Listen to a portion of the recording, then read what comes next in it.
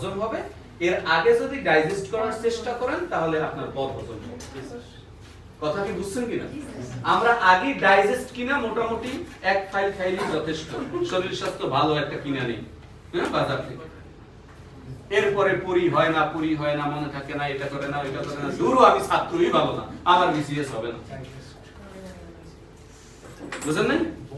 তাহলে আগে আপনাকে কি পড়তে হবে? আগে আপনাকে বেসিকটা পড়তে হবে, মূল ঘটনাটা জানতে হবে, এরপরে পার্থক্যটা বা ডাইজেস্টটা আপনি নিজেই করতে পারবেন ইনশাআল্লাহ। কথা ক্লিয়ার? আচ্ছা, তাহলে গেল। এরপরে আমরা কি দেখব? পরের পয়েন্ট দিয়ে লেখেন। আমরা কিন্তু মুঘল আমলে আছি, হ্যাঁ? তাহলে পরের পয়েন্ট দিয়ে লেখেন, আকবর তার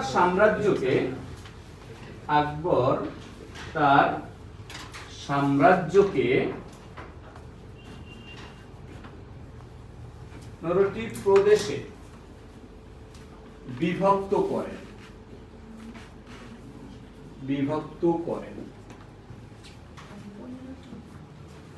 প্রদেশে বিভক্ত করেন। বলা হয় শাসকদের বলা হয় সুবেদার, এর শাসকদের বলা হয় সুবেদার।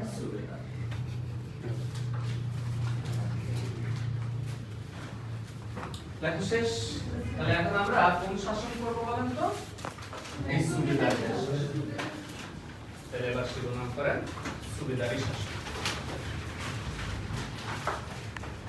এবার আসুন 2 নাম্বার দিয়ে লেখেন ইসলাম খান।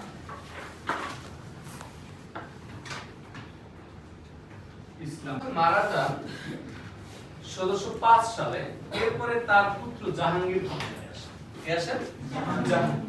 জাহাঙ্গীর এসে এই ইসলাম খানকে সুবেদার করেন। কি করেন? ইসলাম খানকে সুবেদার করেন। তাহলে তিনি কার সুবেদার? সম্রাট জাহাঙ্গীরের। নাসিরউদ্দিন মোহাম্মদ সেলিম তো জাহাঙ্গীর, ঠিক না স্যার? তিনি লিখেন সম্রাট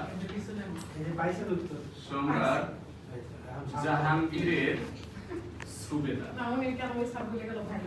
ওই স্যার ভুল করলে আপনি ভুল করেন। সুবেদার 9 সালে ওই যে 12 ভুইয়া মনে আছে? 12 ভুইয়াদের শেষ নেতাকে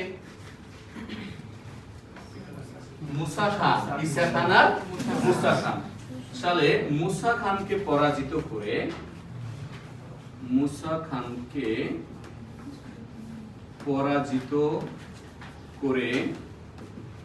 সমগ্র বাংলায়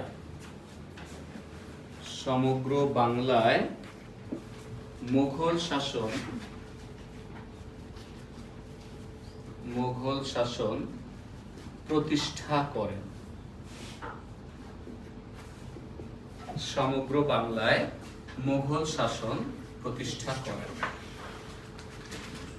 লেখা হয়েছে? একটু আগে আমরা একটা কথা লিখলাম, সম্রাট আকবর বাংলায় মুঘল শাসন প্রতিষ্ঠা করলেন, তাই না? এখন আবার এখানে লিখলাম মুসা খান সমগ্র বাংলায় মুঘল শাসন প্রতিষ্ঠা করলেন। এটা বললাম না? তাহলে একটু সম্রাট আকবর যখন প্রতিষ্ঠা করেন তখন এই ঈসা খান ছিলেন 12 ভুইয়াদের নেতা এবং খুব শক্তিশালী ছিল। ঈসা খানকে তিনি পরাজিত করতে পারেন নাই। সোনারগাঁয়েও মুঘল শাসন প্রতিষ্ঠিত হয়নি। এই মুসা খান এসে তিনি ওই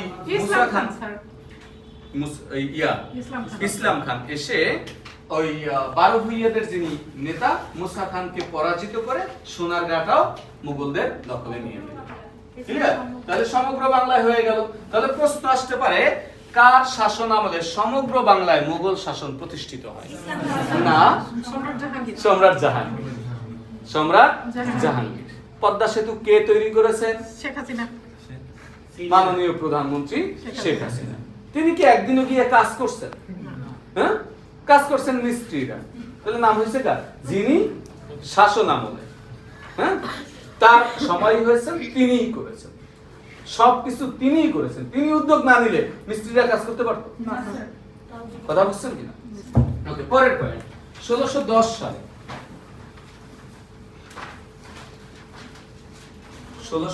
সালে থেকে ঢাকায় স্থানান্তর করে